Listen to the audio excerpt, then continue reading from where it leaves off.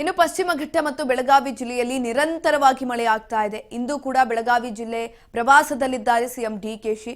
ಬೆಳಗ್ಗೆ 10:40ಕ್ಕೆ ಬೆಳಗಾವಿ ಸಾಂಬ್ರಾ ವಿಮಾನ ನಿಲ್ದಾಣಕ್ಕೆ ಆಗಮಿಸ್ತಾ ಇದ್ದಾರೆ ಸಿಎಂ ಡಿಕೆಶಿ.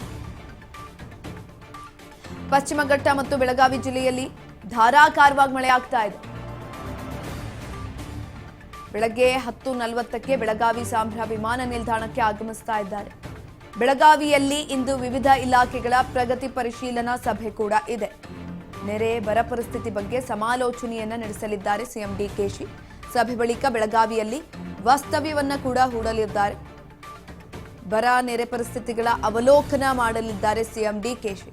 ಈಗ ಆಲ್ರೆಡಿ ಜಿಲ್ಲಾ ಪ್ರವಾಸವನ್ನ ಸಿಎಂ ಡಿಕೆಶಿ ತೆಗೆದುಕೊಂಡಿರುವಂತದ್ದು ಹಲವು ಜಿಲ್ಲೆಗಳಿಗೆ ಪ್ರವಾಸವನ್ನ ಕೂಡ ಮಾಡಿದ್ದಾರೆ. ಇಂದು ಬೆಳಗಾವಿ ಜಿಲ್ಲಾ ಪ್ರವಾಸ ಇದೆ.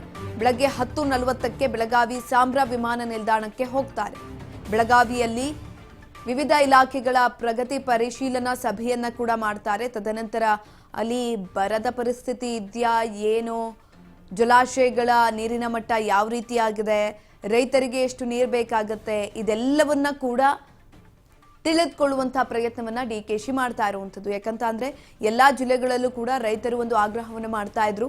ಬರಗಾಲ ಬರ್ತಾ ಇದೆ, ಮುಂಗಾರು ಮಳೆ ಕೈ ಕೊಟ್ಟಿದೆ, ಈ ಬಾರಿ ಜಲಾಶಯಗಳಿಂದ ನಮಗೆ ಅತಿ ಹೆಚ್ಚಿನದಾಗಿ ನೀರನ್ನ ಬಿಟ್ಕೊಡಿ ಅಂತ ಕೇಳ್ತಾ ಇದ್ರು.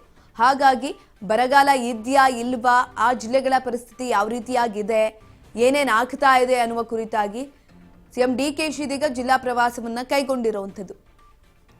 ಇಂದು ಬೆಳಗಾವಿಗೆ ಹೋಗ್ತಿದ್ದಾರೆ. ಬೆಳಗಾವಿಗೆ ಹೋಗಿ ಅಲ್ಲಿ ಎಲ್ಲ ವಿವಿಧ ಇಲಾಖೆಗಳ ಪ್ರಗತಿ ಪರಿಶೀಲನಾ ಸಭೆಯನ್ನ ಕೂಡ ಮಾಡ್ತಾರೆ.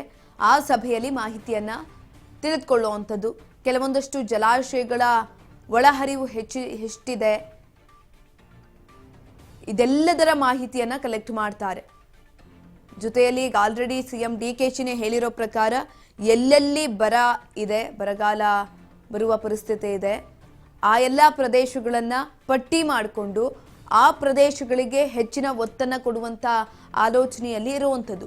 ರೈತರು ಎಷ್ಟೇ ಆಗ್ರಹ ಮಾಡಿದ್ರೂ ಕೂಡ ಕೂಲಂಕುಷವಾಗಿ ಅಲ್ಲಿ ಪರಿಶೀಲನೆ ಮಾಡಿ ಅಲ್ಲಿ ಬರಗಾಲ ಬಂದಿದ್ಯಾ, ಮಳೆ ಇಲ್ದಲೇ ಪರಿತಪಿಸ್ತಾ ಇದ್ದಾರಾ ಅಲ್ಲಿನ ಜನರು, ಪ್ರತಿಯೊಂದರ ಮಾಹಿತಿಯನ್ನ ಸಿಎಂ ಡಿಕೆಶಿ ಇದೀಗ ಕಲೆಕ್ಟ್ ಮಾಡ್ತಿದ್ದಾರೆ.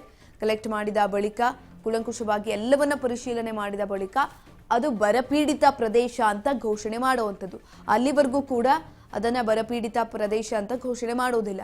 ಅಲ್ಲಿನ ಜನಸಾಮಾನ್ಯರು ಎಷ್ಟೇ ಕೇಳ್ಕೊಂಡ್ರು ಅಷ್ಟೇ, ಬರಪೀಡಿತ ಪ್ರದೇಶ ಅಂತ ಘೋಷಣೆ ಮಾಡಬೇಕು ಅಂತ ಅಂದ್ರೆ ಅಲ್ಲಿ ಆ ಪರಿಸ್ಥಿತಿ ಇರಬೇಕು, ಸುಮ್ಮನೆ ಘೋಷಣೆ ಮಾಡೋದಕ್ಕಾಗೋದಿಲ್ಲ ಅಂತ ಸಿಎಂ ಡಿಕೆಶಿ ಇದೀಗ ಹೇಳ್ತಾ ಇರುವಂಥದ್ದು. ಇಫ್ ಇನ್ ಕೇಸ್ ಅಲ್ಲಿನ ರೈತರಿಗೆ ಅಥವಾ ಜನಸಾಮಾನ್ಯರಿಗೆ ಬರಗಾಲ ಬರ್ತಾ ಇದೆ, ಆ ರೀತಿಯಾದಂಥ ಪರಿಸ್ಥಿತಿ ಉಂಟಾಗುತ್ತೆ ಅಂತ ಅಂದ್ರೆ ಮುಂಜಾಗ್ರತಾ ಕ್ರಮಗಳನ್ನು ಕೂಡ ತೆಗೆದುಕೊಳ್ಳಲಾಗುತ್ತೆ.